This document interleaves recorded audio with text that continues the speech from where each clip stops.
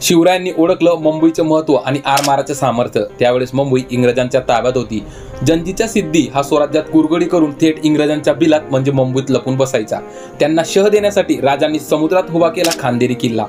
खांदेरी किल्ला उभारताना शिवरायांना अनेक संकटांना तोंड द्यावे लागली, तरीही पाण्यात, वादळात, शत्रूच्या लढाईत आणि लाटांच्या गर्जनेत बांधकाम सुरू होते।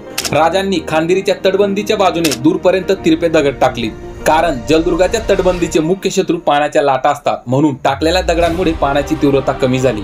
पुढे मुंबईचे टोपीकर गव्हर्नर जेरार्ड अर्जियस याने मुंबईला आकार दिला। त्याने खांदेरी घेण्याचा बऱ्याचदा प्रयत्न केला, परंतु बिचारा खांदेरी घेऊ शकला नाही। पण हेच तंत्र इंग्रजांनी पुढे वापरले।